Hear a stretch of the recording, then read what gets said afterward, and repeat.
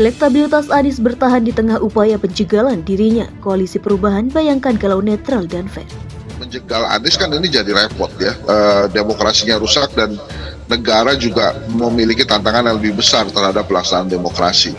Tapi saya nggak ngerti kenapa kemudian nampaknya takut sekali kalau Anies Baswedan masuk ke dalam kompetisi, padahal sebuah perubahan adalah hal biasa di semua negara yang melakukan demokrasi.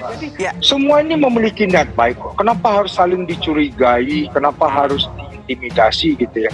Padahal ini adalah orang-orang terpilih yang mendedikasikan hidupnya untuk melayani rakyat, bukan hanya berdiri atas kelompok kepentingan, apalagi hanya satu partai, apalagi hanya petugas partai kan.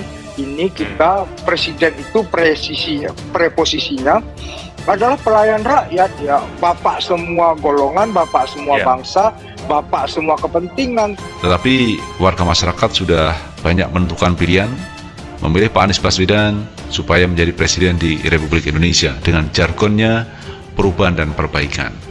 Karena kalau kita lihat di mana-mana di beberapa negara teman, yang mengusung perubahan ini banyak yang menang.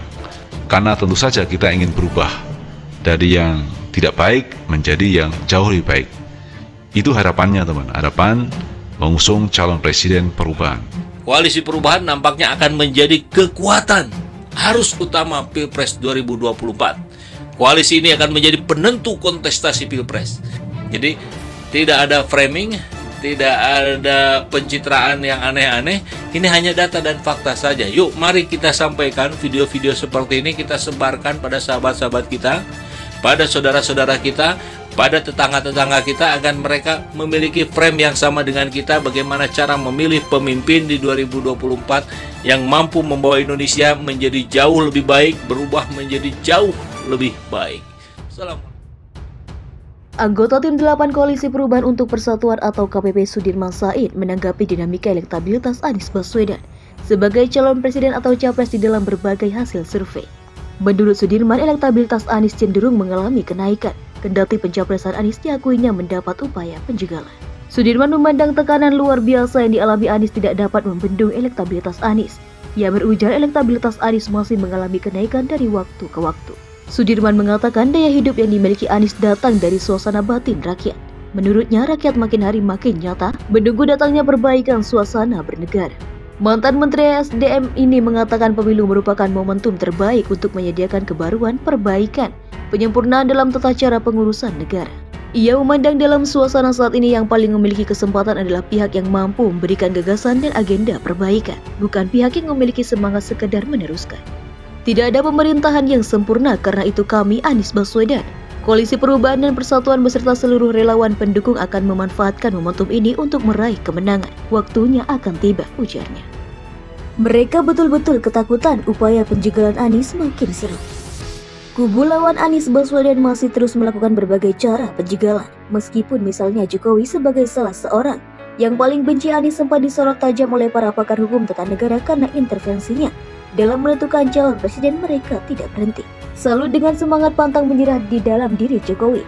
Upaya penjegalan terhadap Anies, kata Ketua Tim Anies, Dr. Sudirman Said, bukannya berkurang melainkan semakin seru. Sudirman mengatakan hingga saat ini ada menteri yang terus-menerus melobi parpol koalisi Anies sambil mempropagandakan bahwa Anies tidak akan bisa menjadi presiden. Dahsyat, mereka betul-betul ketakutan kalau Anies masuk ke istana. Dan semua pertanda yang ada menunjukkan mantan gubernur Jakarta itu tidak terbendung lagi. Di mana-mana rakyat pendukung Anies menyambut pemimpin perubahan ini dengan gegap gempita. Ini yang membuat para penguasa tak bisa tidur.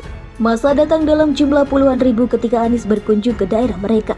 Mereka datang menjumpai Anies dengan biaya sendiri, transport sendiri, makan sendiri, bahkan banyak pendukung yang berkemampuan membiayai orang lain. Pendukung Anies datang tanpa ada pengerahan. Mereka lah yang menawarkan diri ikut meramaikan sambutan untuk Anies. Tidak ada iming-iming kepada mereka, tidak ada bagi-bagi sembako. Para pengusaha yang dilanda kepanikan kini menggunakan segala cara menggoda parpol agar meninggalkan Anies dengan imbalan yang sangat menggiurkan. Ada pula ancaman campur, intimidasi, tetapi alhamdulillah mereka tidak goyah. Namun rakyat pendukung Anies perlu terus mengikuti perkembangan penjegalan itu, perlu waspada. Para relawan harus selalu mendapatkan update tentang langkah-langkah penjegalan. Mengapa para pendukung, relawan, dan simpatisan perlu tahu perkembangan tentang penjegalan supaya semuanya selalu siap siaga? Kalau para penguasa jahat itu menggunakan cara-cara yang kotor, sebab kalau mereka main kotor tentu perlu dibersihkan.